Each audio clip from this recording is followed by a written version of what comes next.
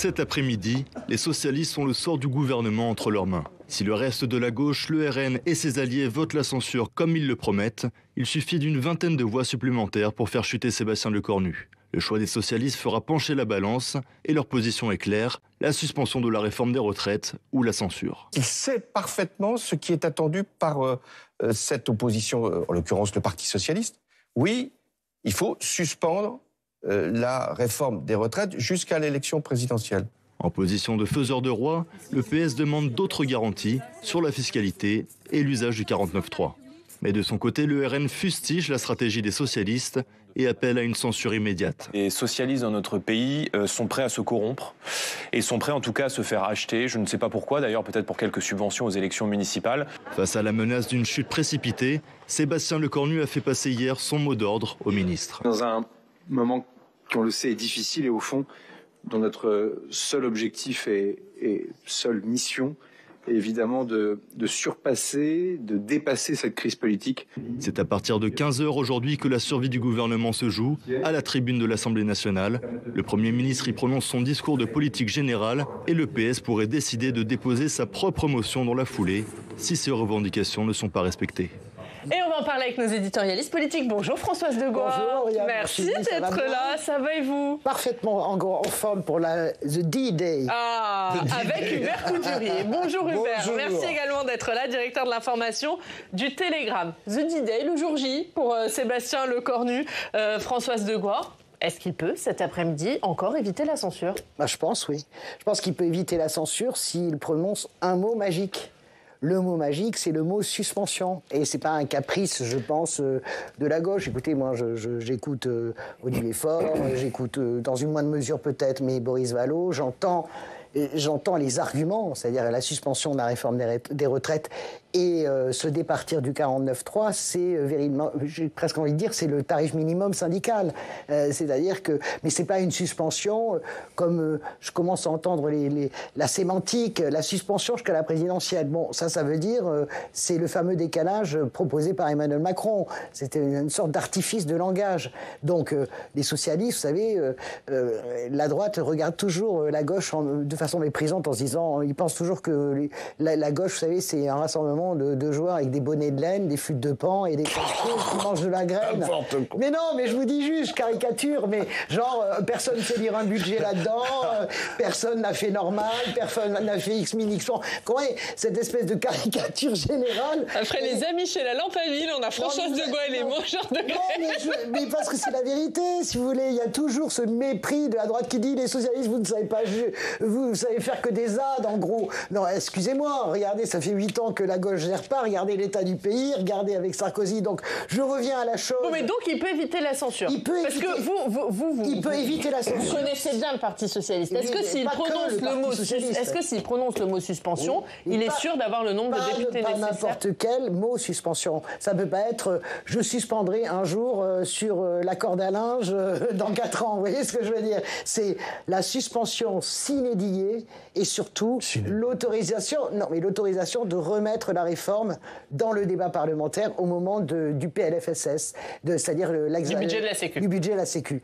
Sinon, c'est encore, ils sont même très gentils, je trouve, les socialistes. Voilà. Hubert. Je reconnais à Françoise le fait que les socialistes n'ont pas toujours mal géré le pays. Monsieur est trop bon. Lionel Jospin le premier, sauf que bon, il avait aussi beaucoup dépensé à travers les 35 heures à l'époque. En fait, il faut aussi souligner que Emmanuel Macron, c'est le dernier avatar du socialisme parce que c'est l'enfant rebelle. C'est l'enfant rebelle de. Ça y est, voilà. Évidemment, forcément, il a mal géré. Il y a du socialisme dedans. C'est quand même François Hollande qui l'a mis. Puisque, vous vous rappelez, au congrès du Bourget, François Hollande avait dit mon ennemi, c'est la finance. Bah oui, c'était Emmanuel Macron, le financier par excellence. C'est pas la peine de rappeler les choses douloureuses. Maintenant, je crois que le fond du problème aujourd'hui, c'est de savoir si, au-delà de la question centrale de la censure ou pas censure, on le saura dans 2 ou 3 jours, est-ce qu'on va assister à la vraie naissance du Premier ministre Sébastien Lecornu? C'est-à-dire, le président de la République a dit qu'il lui donnait carte blanche. Est-ce que c'est la réalité? Est-ce qu'il va s'en affranchir? Parce que je pense quand même que les mots qu'il va prononcer, comme le dit François, sont essentiels. mais il faut qu'il réussisse à obtenir en contrepartie une sorte d'accord des socialistes de non-censure jusqu'en 2027. Mais quand vous dites la donc naissance... il va pouvoir rester Premier ministre pendant 18 mois pour gérer finalement la sortie du macronisme. Mais quand vous dites la naissance du Premier ministre, ça veut dire qu'au-delà de la question de la suspension de la réforme des retraites, il faut qu'il affirme, qu'il incarne la rupture avec Emmanuel Macron cet après-midi, c'est ça ? Je pense qu'à partir du moment où il prononce les mots fatidiques de suspension de la réforme des retraites, c'est quand même l'héritage d'Emmanuel Macron qu'il met à bas, parce que, dans le fond, il y a eu un certain nombre de mesures fiscales au début du premier quinquennat, et puis c'était quand même la réforme emblématique. Donc s'il franchit le Rubicon et s'il le dit, eh bien, effectivement, il enterre définitivement le macronisme, beaucoup mieux d'ailleurs que tous ceux qui ont prétendu le pousser à la démission et qui se sont un peu discrédités. Je pense notamment à Édouard Philippe, qui a été son premier ministre et dont la sortie a été assez moyennement appréciée.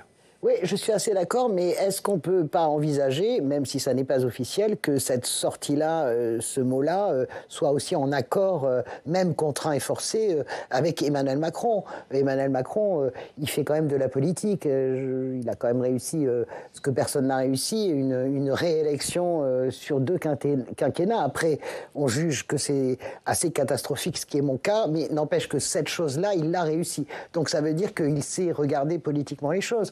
Emmanuel Macron, il sait très bien que si Sébastien Lecornu tombe, il y a une petite chance éventuellement qu'il renomme encore quelqu'un à Matignon. Enfin, ça ferait beaucoup, mais pourquoi pas. Et si la dissolution arrive, il sait très bien qu'à 220 ou 230 députés, il est obligé d'appeler Jordan Bardella à Matignon. Comment pourrait-il faire autrement, en plus avec un tel écart avec les autres groupes ? Donc moi, je ne suis pas adepte de la politique fiction, mais ce que je sais, c'est qu'il est de bon ton de cracher sur Emmanuel Macron de la part de ses meilleurs amis. Je rejoins Hubert totalement là-dessus. C'est délirant, le double parricide de Gabriel Attal et Édouard Philippe. En fait, en réalité, ils se sont tués eux-mêmes. Et d'ailleurs, l'opinion les sanctionne immédiatement, comme elle sanctionne d'ailleurs Bruno Retailleau, qui était supposément un homme calme et qui a cassé la vaisselle, on ne sait pas pourquoi. Voilà. Donc, moi, ce que je crois, c'est que peut-être que Sébastien Lecornu ne s'émancipe pas tant que cela, parce que peut-être qu'il y a, de la part d'Emmanuel Macron, une lucidité profonde qui fait que ça, il faut le lâcher. Et j'ai envie de dire à Emmanuel Macron et à tous ses amis, franchement, résumer un double quinquennat sur une réforme aussi minable, parce qu'entre vous et moi, le coin de la table, cette réforme n'a rien d'extraordinaire, quand on sait qu'Emmanuel Macron était pour la réforme à point, à la base, c'était ça son projet. Résumer le quinquennat à cette réforme, moi je me dis qu'il peut quand même la lâcher. Il y a d'autres choses qui ont été faites. Il a géré le Covid, il a fait Notre-Dame et le discours pour la Palestine. C'est quand même pas si mal. Et les Jeux Olympiques. Mais le problème, c'est pas tellement la réforme en soi qui est perfectible, qui peut être négociée avec des équilibres financiers qu'il va falloir retrouver. Le problème, c'est la stabilité du pays. Et c'est pas seulement un problème d'instabilité politique, parce que c'est vrai qu'en France, on n'est pas habitué au malgoverno qu'on a connu en Italie pendant des décennies, même si aujourd'hui ça a changé depuis 3 ans avec Giorgia Meloni. Donc ça nous déstabilise. Le problème, c'est la stabilité économique du pays, c'est les marchés financiers, et c'est le symbole que ça enverrait aux marchés. Et justement, puisque vous parlez d'économie, on va écouter le nouveau prix Nobel d'économie, Philippe Aghion. Il était l'invité hier soir de France 2 et il a encouragé à stopper cette réforme des retraites. A contrario, c'est pas du tout l'avis du patron, Patrick Martin, qui était l'invité ce matin d'RTL. On les écoute tous les deux. Il faut arrêter l'horloge maintenant jusqu'aux élections présidentielles. C'est-à-dire qu'on est à 62 ans et 9 mois. On stoppe à 62 ans et 9 mois jusqu'aux élections présidentielles. On peut se le permettre ? On peut absolument se permettre. Ça coûte pas très cher de stopper. Ça veut pas dire que la réforme est supprimée. Normalement, ça veut dire que si rien ne se passe, ça reprend en 2027. Et puis maintenant, le nouveau président ou le nouveau gouvernement ou le nouveau parlement peut décider une nouvelle loi. Mais on stoppe l'horloge. C'est simplement qu'on interrompt l'horloge pour 1 an. Voilà. Alors, je sais pas si le mot suspension fait peur, si le mot... Mais c'est évident qu'il faut faire ça. C'est la façon de calmer les choses. Moi, j'ai toujours été pour un 63 ans plus revoyure. Et je dois vous dire que même les LR étaient pour. Marlex, le regretté Marlex et Xavier Bertrand étaient d'accord sur l'idée d'un 63 ans et revoyure. Laurent Berger aussi. Donc, je crois que ça peut être vraiment une ligne de consensus. Il faut arrêter de se convaincre que tout le monde est favorable à ce décalage. Que tactiquement, ça soit compréhensible et que ce soit fait, why not ? Mais comprenons bien les conséquences. comprenons bien les conséquences. Ça serait la faute la plus lourde ? Y compris sur les taux d'intérêt auxquels emprunteront non seulement l'État, mais moi, vous, pour un crédit à la consommation, pour un crédit immobilier, ça se paiera en croissance, ça se paiera en dette ou ça se paiera en impôts. On est bien parti pour que ça se paye en impôts, notamment sur les entreprises. Moi, j'en ai marre d'entendre le MEDEF. Vraiment, normalement... Non, mais je veux dire, j'en ai marre... Excusez-moi, mais il crée quelques emplois dans ce pays. Il crée quelques emplois. Non, mais je suis d'accord. D'abord, lui, il est patron du MEDEF. Je pense pas, c'est pas ça le sujet. L'anti-jeu, maintenant, vous avez maintenant carrément le MEDEF qui fait des manifs, carrément, contre l'attaque de Zucman. Ils ont renoncé. Bien sûr qu'ils ont renoncé. Enfin, il ne faut pas friser quand même le ridicule et la débilité. J'en ai assez d'entendre. Ça, c'est un manque de patriotisme. Je vous dis, vraiment, le pays est vraiment dans une mouise incroyable. Est-ce que le patron des patrons n'aurait pas autre chose à dire que de dire OK, on se met sur la table au lieu de tout rejeter avec le crucifié là et en disant va des rétro ça va avoir des conséquences économiques sur la croissance. Elles sont déjà chiffrées. Agiter la peur des marchés, c'est insupportable. Les agences de notation, nos vies ne sont... Mais écoutez, vous savez bien, Hubert, que nos vies ne sont pas assujetties au plus ou au moins de Fitch et de Moody's. Non, ça c'est pas vrai. Je suis étonné par votre inculture économique. Vous êtes très politique et on pose toujours la question en termes politiques dans ce pays. Il faut bien. Mais j'appelle en termes économiques. C'est pas parce qu'on emprunte plus cher pendant un certain temps. La France, elle est solvable. Alors, arrêtez de penser que la France, c'est la Grèce. Si j'ai bien. C'est ce que vous êtes optimiste. Non, mais c'est pas d'optimisme. On dit que la réforme des retraites en soi, ça coûterait, si elle était. 1,5 milliard. Ça coûterait, alors je sais pas. 1,5 milliard. 500 millions sur 1 2026. milliard sur 2027. Sans blaguer. J'ai entendu Madame de Montchalin dire que l'instabilité économique générée par l'instabilité politique et la hausse des taux, ça avait coûté beaucoup plus que ça. Okay. Elle parle de 11 milliards d'euros, etc. Donc, combien va vous coûter la dissolution? Combien va vous coûter l'instabilité qui est créée elle-même par ce gouvernement? On est à 15 milliards sur la dissolution. Permettez-moi de m'intéresser d'abord aux chiffres. Mais moi, je m'intéresse aux chiffres aussi. Vous savez très bien, moi, ce discours qui consiste, on a tous couvert, Hubert, vous étiez journaliste et moi aussi à l'époque, l'effondrement de la Grèce. Nous savons ce que c'est la Grèce. J'en ai assez qu'on nous brandisse l'épouvantail de la Grèce. Oui, mais la Grèce, elle a subi une purge économique. Elle a retrouvé, grâce effectivement aux efforts qui ont été consentis de façon très douloureuse, elle a fait des efforts économiques qui l'ont remis sur le chemin de la croissance. Et nous avons aujourd'hui dans ce pays un problème de re-engineering de l'État, de redéploiement des masses budgétaires. C'est un pays où on gaspille énormément. Et donc, il y a un vrai problème économique. Et moi, je ne suis pas pour taper sur le chef de l'État, parce que je trouve ça un peu médiocre, en fin de mandat, de vouloir à tout prix... Vous n'êtes pas pour taper un peu dans la poche des gens qui ont plus de 100 millions de patrimoine, plutôt que dans la poche du type qui gagne 1 600 € par mois. Je suis persuadé qu'il y a des économies à faire dans certains domaines. Il faut préciser lesquels. Et ça devrait être aussi notre préoccupation majeure de se dire, le navire prend l'eau puisqu'il est trop endetté. On parle maintenant des collectivités locales. On dit qu'il y a des économies, je crois qu'il y a 7,5 milliards d'économies à faire sur une réforme de la décentralisation. Non, mais Hubert, c'est ce que j'ai entendu. Les mairies sont à l'os, les conseils régionaux sont à l'os. Soyons concrets et pragmatiques. Moi, je suis concrète et pragmatique et je vous dis juste une chose. Qu'on l'appelle Zucman ou qu'on l'appelle pas Zucman, c'est pas le sujet. Il y a un moment donné, il faut partager. Il y a un moment donné, le vrai patriotisme, quand je cogne un peu le patron des patrons, c'est parce que son discours est uniquement négatif. Son discours est totalement apocalyptique. J'en ai marre d'entendre Marc Ferracci, que je vois encore ce matin, qui dit « Oh là là, les marchés ».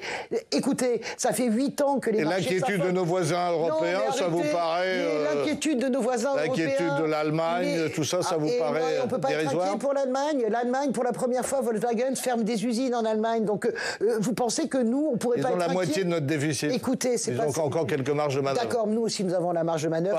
Nous avons 6 000 milliards d'épargne, par exemple, des Français dans les Bas-de-Laine. Ils ne vont pas nous les donner du jour au lendemain. Nous avons des possessions dans le monde entier. Et la signature de la France reste encore crédible. Est-ce qu'on pourrait aller à l'os et dire les choses telles qu'elles sont? Nous ne sommes pas la Grèce. Nous avons de la ressource. Donc, demander à des gens, ou les 1800 familles qui ont plus de 100 millions de patrimoine, de contribuer à l'effort collectif, est-ce que ça vous paraît? Est-ce qu'il y a de quoi grimper au cintre derrière les caméras? Sérieusement, n'importe n'importe quelle personne normalement constituée peut l'entendre. Bien sûr, mais c'est un discours assez facile et il faudrait être capable aussi de voir quels sont les réels problèmes et là où on peut faire des économies pour remettre l'économie sur les rails, justement. D'accord, voilà. Vous avez des conseillers de la Cour des comptes. Et donc, dans le budget à venir, je ne vois pas effectivement où on va faire des économies.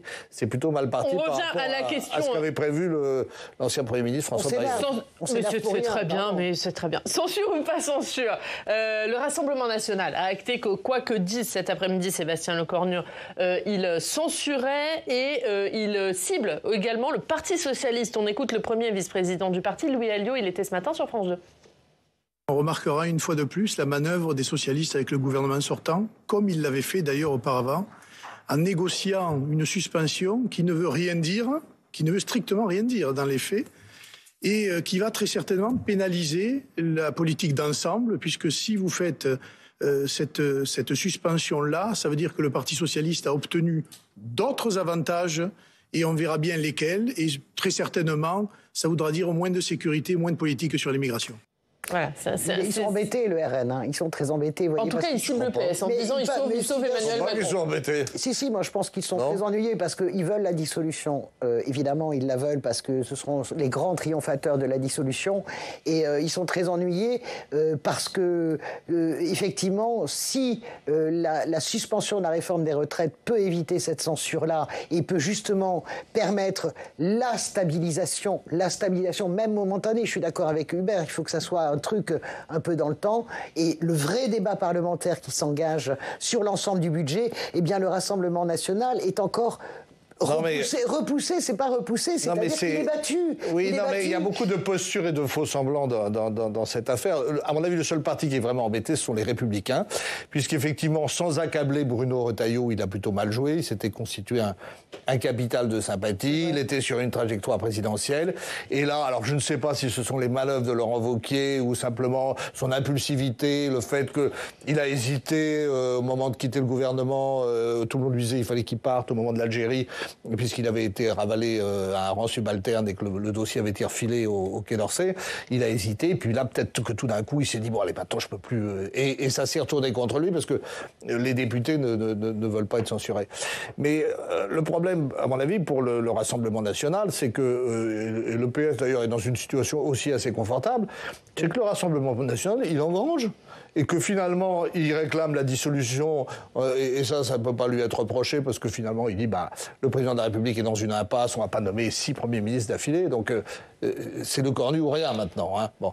Donc le Rassemblement national, on sait quand même que, même si beaucoup de gens, pour éviter la dissolution, disent on va se retrouver dans une assemblée aussi instable, le Rassemblement national risque d'avoir une majorité, sinon absolue, du moins relative.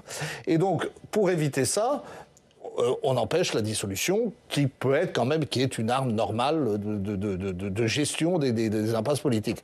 Et en fait, le Rassemblement national, il laisse les socialistes se débrouiller avec le problème des retraites, et finalement, ça marche vers le pouvoir, paraît inéluctable, et c'est pas un véritable obstacle pour lui que la dissolution n'ait pas lieu, même s'il dit le contraire. Oui, l'obstacle, moi je suis d'accord avec ce que dit Hubert, mais j'irai un peu plus loin, non pas que vous ayez un raisonnement à courte vue, mais si je vais plus loin dans la bataille parlementaire que nous connaissons, les batailles parlementaires, supposément, elles n'intéressent pas les gens, mais quand elles sont idéologiques, elles deviennent homériques et ça donne véritablement le vrai débat d'opinion.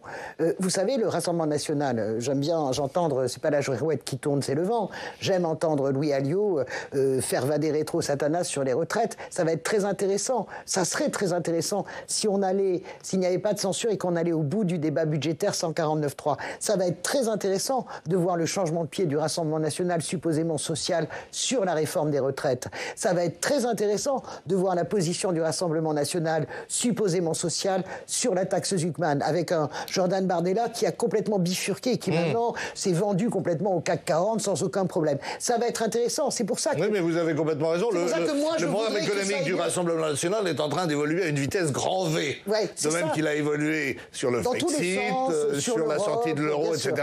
Mais le Rassemblement national, aujourd'hui, il est un peu dans la situation du RPR à la grande époque. Et en fait, vous avez vu la main tendue de Jordan Bardella aux Républicains. C'est un drame. Aujourd'hui, la droite traditionnelle la droite classique est en train de mourir, puisqu'on sait très bien que s'il y avait une dissolution, vous en avez la moitié qui partirait du côté du Rassemblement national. Bien sûr. Et donc, aujourd'hui, le RN, il engrange, il est en train d'ajuster sa doctrine économique, parce qu'effectivement, c'est ce côté social-étatiste qui bloque encore, et que Jordan Bardella a commencé à ébrécher.